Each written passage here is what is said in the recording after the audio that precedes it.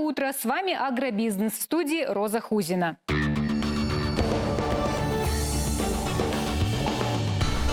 В республике построят 2 современных молочных комплекса мощностью 50 тысяч тонн молока в год.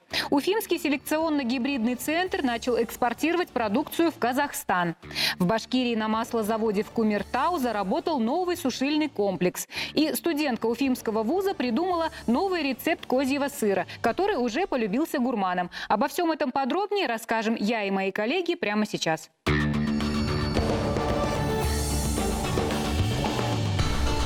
Ради Хабиров на днях в ходе рабочей поездки по Миякинскому району ознакомился с деятельностью сельхозпредприятий. Глава региона на месте с аграриями обсудил все волнующие их вопросы. Это и совершенствование механизмов субсидирования покупки оборудования и минеральных удобрений, оптимизация налогообложения, помощь в привлечении банковских кредитов и многие другие. С подробностями наш корреспондент Алексей Медведев. Молокозавод «Белое облако» в Киргиз-Мияках был закрыт чуть больше недели назад. Это произошло из-за нехватки оборотных средств. Теперь для запуска производства необходимо около 150 миллионов рублей. Без работы осталось порядка 150 сотрудников предприятия. С просьбой о помощи они обратились к главе республики. Ради Хабиров заверил, что займется этим вопросом лично и пригласил главу района и директора завода на ближайший инвестчас для решения дальнейшей судьбы производства. Чтобы на инвестчасе мы приняли какое-то решение. Дайте мне время, я занимаюсь. В целом программа рабочей поездки по Миякинскому району насыщенная. В деревне Миякитамак глава Башкортостана посетил одно из крупнейших сельскохозяйственных предприятий республики. Здесь содержится больше 800 голов коров. Основное направление завода – молочное. В год здесь производится порядка 1500 тонн молока. Также планируем мясную переработку запустить. Также мясные изделия уже не только в сыром виде говядины, а уже в переработанном виде. Правительство и дальше будет поддерживать производство, подчеркнул Ради Хабиров. Так, у Минсельхоза республики есть ряд программ по субсидированию закупки сельхозтехники, в том числе и для молокозаводов. В нашем регионе уже в скором будущем появится еще 2 современных молочных комплекса мощностью 50 тысяч тонн молока в год. Их строительство намечено в Архангельском и Благовещенском районах. В каждом из них будет содержаться по 3000 коров. Проект обсуждался на днях на инвестчасе. Планируется, что общая мощность 2 ферм будет составлять 50 тысяч тонн молока в год. Также на встрече обсуждался вопрос реконструкции Мелеузовского мясокомбината. Он не работал несколько лет. Сейчас на площадку пришел инвестор. Оба проекта получат господдержку. Уфимский селекционно-гибридный центр, который базируется в Благоварском районе, на днях начал экспортировать свою продукцию в Казахстан. Речь идет о реализации племенного поголовья свиней. Как нам отметили в региональном Минсельхозе, это результат совместной работы предприятия, Министерства сельского хозяйства Республики Башкортостан, Управления ветеринарии и территориального управления Россельхознадзора. Уфимский селекционно-гибридный центр – это флагман этого направления отрасли, то есть племенной работы.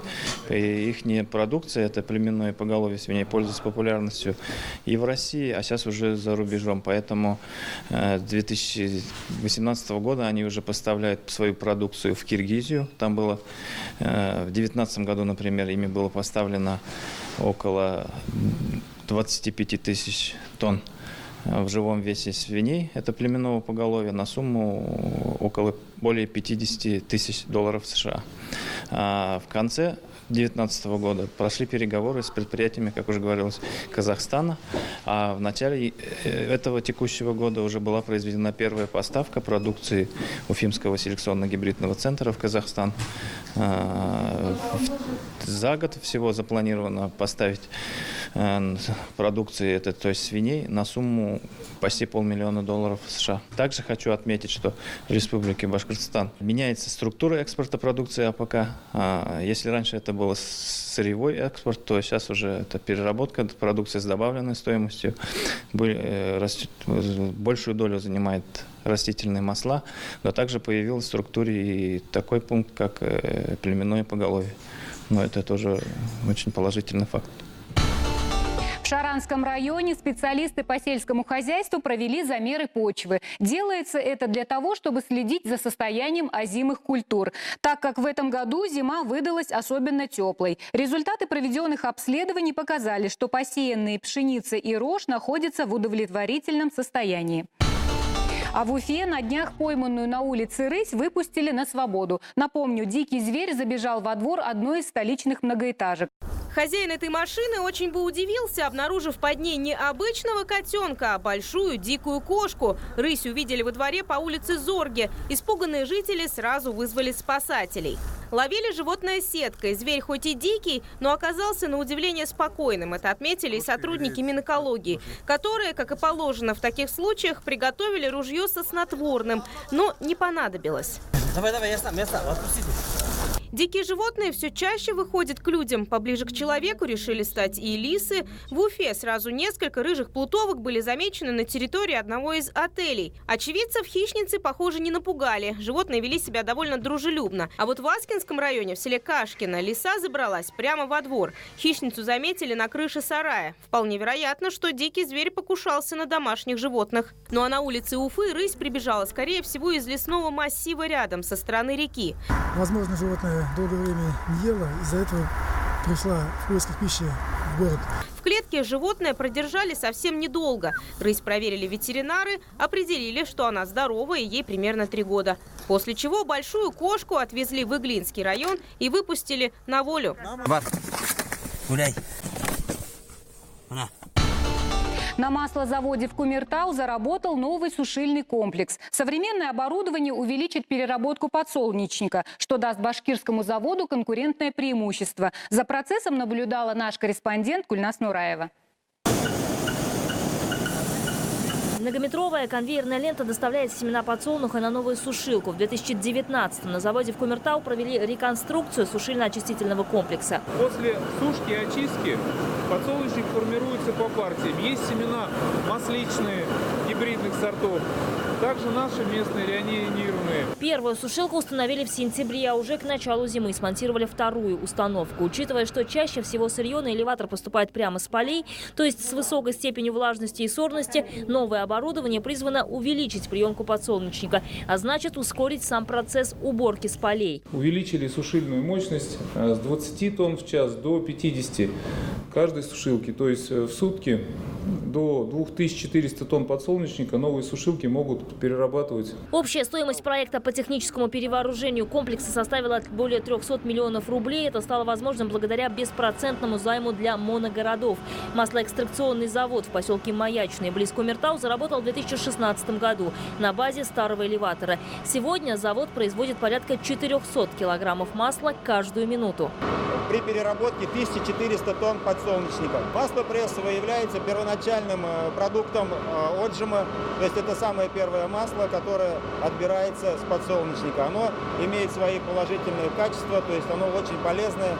Масло, произведенное в Кумертау, сегодня поставляют страны Прибалтики, в Белоруссию, Казахстан, Узбекистан, Иран. В 2019-м завод открыл для себя китайское направление. Из 36 тысяч тонн экспортированного подсолнечного масла 4 тысячи впервые направлены в Поднебесную. Большим спросом у иностранных потребителей пользуется и другая продукция завода. Из лузги подсолнечника после специальной обработки создают вот такие топливные пеллеты. Их экспортируют в основном в европейские страны для печей и каминов, но все больше, говорят на заводе, пеллеты пользуются популярностью и в нашей республике. Ими отапливают не только жилые дома, но и производственные помещения. В новом году на заводе планируют работать над увеличением рынков сбыта и расширением географии поставок. У нас на сегодняшний день уже на полгода вперед расписаны все контракты. Масло, которое мы производим, и шрот, который производим, он практически зафрактован и уже имеет своего потребителя. Поэтому все зависит от того, сколько сырья мы переработаем на сегодняшний день. Интерес к башкирскому маслу, по словам Сергея Дмитриева, объясняется качеством продукции. Семечки подсолнуха, которые идут на отжим, исключительно местного производства. По словам руководства завода, сегодня уже заготовлены 80% сырья на ближайший год. Достаточно одной специи. Студентка аграрного университета придумала новый рецепт козьего сыра. Продукт приобретает ореховый вкус благодаря единственному ингредиенту. Все подробности в нашем следующем сюжете. Студентка аграрного университета придумала новый рецепт козьего сыра. Айсила Унафикова добавила в продукт семена пажитника. Такое решение позволило избавиться от специфического вкуса и запаха молока, но при этом сохранить все полезные свойства. Над рецептом девушка со своим научным руководителем стала работать еще в начале года. Производство, говорят технологи, дело непростое. По составу козье молоко сильно отличается от привычного нам коровьего. Да и такую технологию к мягкому сыру применили впервые. И мы со своим руководителем Светланой Георгиевной разработали вот эту рецептуру по производству добавления пажитника. Мы хотели попробовать, потому что еще с мягким сыром еще не было, только полутвердым сыром. Специя придает готовому продукту ореховый вкус. Кроме того, пажитник обладает полезными свойствами. Снижает холестерин, уровень сахара в крови, а еще улучшает память и пищеварение. Разработку по достоинству уже оценили башкирские сыровары. Они приступили к изготовлению продукта. Сыровары уже подхватили эту идею и приступили к выработке мягкого сыра с пажитником. Им этот сыр очень понравился. Сами авторы идеи на достигнутом останавливаться не собираются. Айсилу в будущем даже планирует открыть собственную сыроварню. Хочу обучиться в магистратуру, потом, может, что-нибудь свое, какое-нибудь дело открыть.